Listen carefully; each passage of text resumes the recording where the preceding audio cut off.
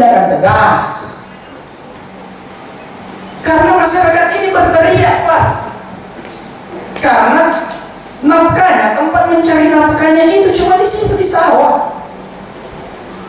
Kenapa Perda ini tidak bisa? Kenapa Kepala Bila ini yang memangku kebijakan ini tidak bisa melaksanakan itu? Selalu kebijakan cuma berlalu, coba-coba ini nasabnya tahu ya Pak. Ada kebijakan ceritanya satu pihak, tapi bagaimana dengan yang lain? Itu, tapi itu persoalannya. Kenapa saya undang kemari semua Pak?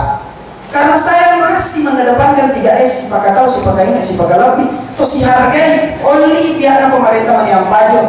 Oli Lurah, Oli Boy, Oli Tanah Sitolo, Polsek semua mendengarkan, stakeholder ada. Itu pentingnya semua hadir. Dari RRI beserta seluruh jajarannya dan masyarakat ya sempat hadir pada kesempatan ini menyampaikan aspirasi serta pihak keamanan yang kami hormati. Jadi saya langsung saja, saya kira persoalan yang disampaikan tadi sudah terang benderang. Tidak ada lagi yang perlu kita carikan solusi selain daripada apa yang menjadi harapan masyarakat atau aspirator. Nah, tentu yang kami harapkan bagaimana hal ini tetap berjalan sesuai dengan aturan yang ada sehingga di antara kita tidak ada yang melakukan pelanggaran. Karena kenapa? Kapan kita melaksanakan sesuatu dengan tujuannya baik tetapi tidak sesuai dengan aturan yang ada, tentu dampaknya kepada kita semua. Dan juga kami tidak mau masyarakat kita terjadi benturan horizontal. Tanah Sitolo membahasakan secara gamblang ada 3 poin yang kita sudah tangkap. Jadi yang pertama memang saya pahami juga, karena kebetulan juga saya asal usul dari Tanah Sitolo. Ya, selama ini mungkin hampir tiap hari saya menerima aspirasi berkaitan dengan kekeringan persawahan masyarakat Tanah Sitolo. Jadi ada memang beberapa laporan-laporan yang saya dengar hampir sama apa yang dilaporkan dari LMRI. Ya, yang pertama memang ada beberapa pengambilan air secara ilegal. Yang pertama tadi itu Belombong, yang kedua kompanisasi secara ilegal, dan ketiga koordinator lapangan tidak adil. Permasalahannya jelas ada di tengah jalan. Ada di tengah jalan. Makanya tadi ini saya telepon Kepala PT supaya hadir. Karena tidak mungkin, saya bilang tidak mungkin nak bunuh orang. Dalam kantor DPR tidak mungkin nak bunuh orang. Karena kami butuh data teknisnya. Data teknisnya di mana Belombongnya, karena katanya ini permasalahannya dari Belombong. Pertama dari Belombong. Nah, kalau dari Belombong biasanya Belombong itu Pak masuk wilayah daerah irigasi. Biasa kalau Belombong, kenapa tidak? Walaupun dia berhak dapat air, tapi tidak sahnya karena tidak melalui pintu tersier. Nah, jadi mestinya ini ditanya. Ini yang pasang Belombong, oleh karena dia masuk wilayah irigasi, kenapa tidak melalui pintu tersier? Kalau dia potong pompa, itu sudah menyalahi. Makanya Belombongnya harus ditutup. Itu yang pertama. Yang kedua, yang pompa. Yang pompa selama ini sebelum banyak pompa, karena dulu saya saya identifikasi Pak Pompa itu di jaringan Bilakarola itu ada 70 pompa. Nah, biasa saya itu 70 kali 3 inci itu. Kalau serentak jalan itu harus memang solusi. Betul dia bilang tadi, kalau ini sudah merusak sarana sumber daya air.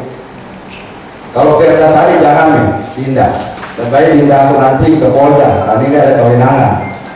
Karena ini sudah melanggar undang-undang sumber daya air. Ada perusakan sarana.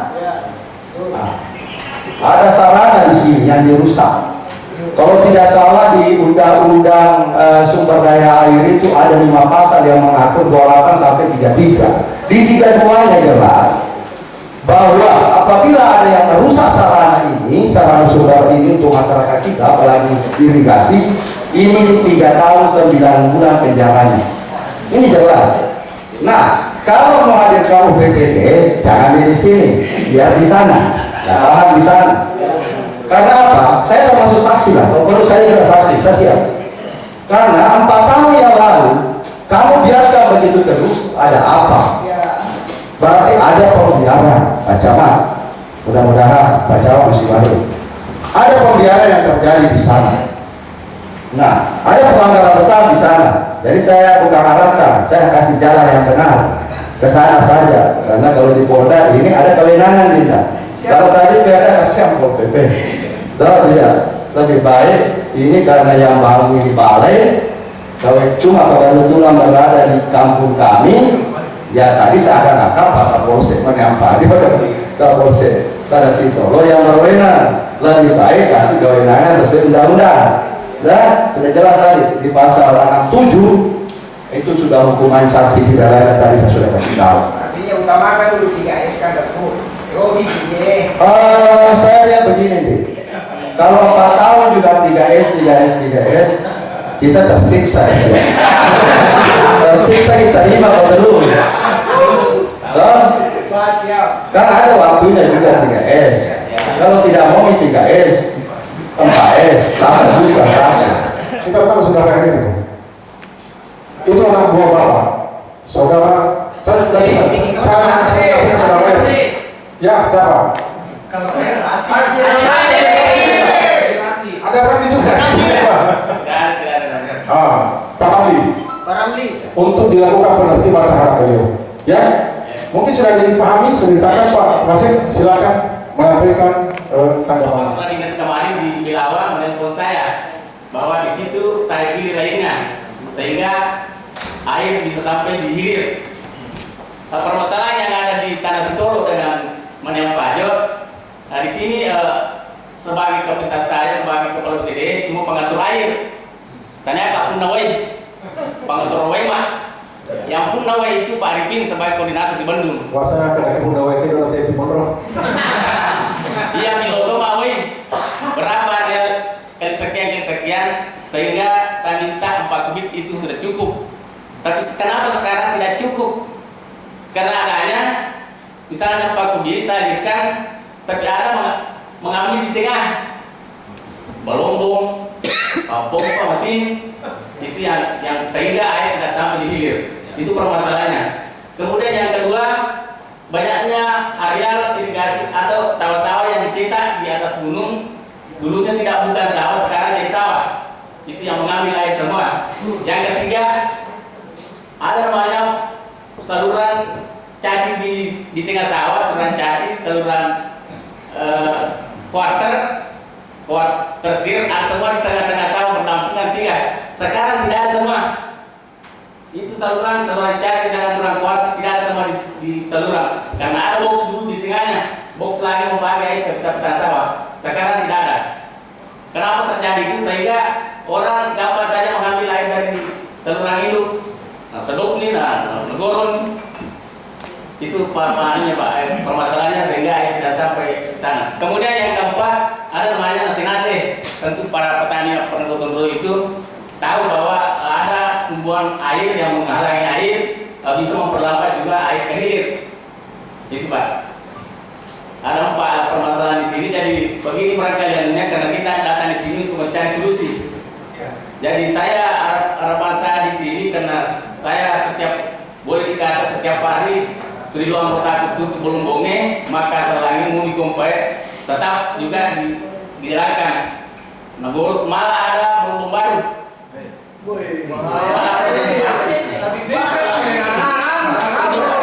Di sinilah kendala saya karena saya melapor. Jadi karena saya sebagai petugas air mengatur Pak, di mana saya mau melaporkan ini sebagai pelanggaran. Karena ini malah kemakmur itu saluran Pak belum melihat itu melanggar asid negara. Artinya nasolagi asid negara. Kemudian yang kedua mencuri air. Kita tinggal di tengah ini Pak. Ya sebagai pengatur air malu wampar ke situ. Sementara saya jalan, pasar sih kan ada kebijakan setiap malam dikasih pompa, mulai jangan Pak sore sampai jam 6 pagi. Tapi tiap pagi kita berlari Pak, kalau di pompa kita tiap malam Pak. Petugas sih pun renua pati, entah yang kita menolak Pak, telusur saluran, apa Bapak dia salah pompa sih. Kalau memang itu tutup semua. Saya tanya Pak, berapa bom yang ada di sana? Tahu persoalan ini bagaimana sehingga ada laporan dari balai, kami untuk membantu membackup kegiatan itu. Karena itu wilayah balai, wilayah Jemberang, dan itu wilayah provinsi, itu yang harus melakukannya. Terkait dengan hal ini kan ada pertanyaan juga, ya boleh saja Bapak selaku kepala UPT di sana melapor ke sana, bagaimana dia punya keputusan, apakah dia meminta saya atau memang dia limpahkan sepenuhnya kepada kami untuk melakukan, karena ada dua pertanyaan. Jadi kalau memang Bapak mau menyurat ke balai, boleh saja dia menyurat, nanti balai yang menyurati berarti itu melakukan hal ini.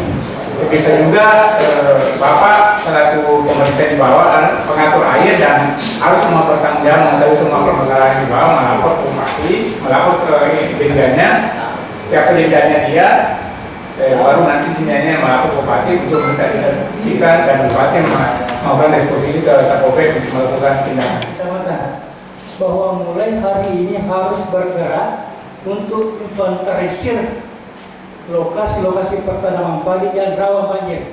Bahkan ada korban itu, Pak Dewan yang terhormat, hari setelah tanah sumber air yang tersedia, kalau memang sumber air yang tersedia bisa dipompa, bisa kita usahakan pompa. Kalau misalnya ada sumber air yang bisa kita bikin bor, bisa kita usulkan dalam rangka antisipasi dampak El Nino ini. Insya Allah mungkin dalam satu minggu ini, setelah Pak Dewan, ada suatu kesimpulan lokasi-lokasi di Kabupaten Wajo yang terdampak banjir, dan terdampak kekeringan, dan itu akan kita cari solusinya. Karena dalam rangka antisipasi dampak El Nino ini, dari Kementerian Pertanian beberapa alternatif program yang ditawarkan, termasuk bantuan beli yang memang ada peluang untuk tanam, bukan padi saja, tapi bisa jagung, bisa kacang tanah, bisa kacang hijau. Tergantung dari spesifikasi lokasi yang terdampak El Nino. Aspirasi atau solusi yang diberikan kepada aspirator tadi. Terima kasih. Bismillahirrahmanirrahim. Assalamualaikum warahmatullahi wabarakatuh. Tadi ada aspirasi dari masyarakat Tanah Sitolo, khususnya masyarakat Labuh Batu sampai ke ujungnya itu, mengenai tidak mengalirnya air irigasi sampai di lahan-lahan mereka. Berkaitan hal tersebut, tadi kita sudah mencoba mencari akar permasalahannya, bahwa ternyata itu diakibatkan oleh banyak pengambilan liar yang berupa pelumbung, berupa sedotan, dan berupa pompa yang di luar wilayah irigasi, yang disampaikan oleh Kepala UPTD Bina Kalola Haji Rasid. Dari hal tersebut kita mencoba mencari solusi agar sampai air bisa sampai di lahan di daerah Tanah Sitolo Hilir, adalah penertiban terhadap masalah tadi, masalah melambung, masalah pengambilan liar, pengambilan yang tidak diatur, sehingga oleh karena hal itu di luar jangkauan kepala UPTD ini, maka diharapkan bantuan dari aparat Satpol PP yang bisa mencoba menertibkan sesuai dengan Perda nomor 2 tahun 2009 ini, agar kiranya lahan-lahan itu bisa terairi. Jadi secepatnya ya akan dilakukan penertibannya. Ya itu mesti secepatnya, karena sekarang lahan itu Pak sudah retak-retak oleh karena kekeringan. Maka itu karena itu merupakan tanggung jawab irigasi, maka hal itu harus secepatnya diantisipasi. Ini setelah Iya. itu kita Terima kasih.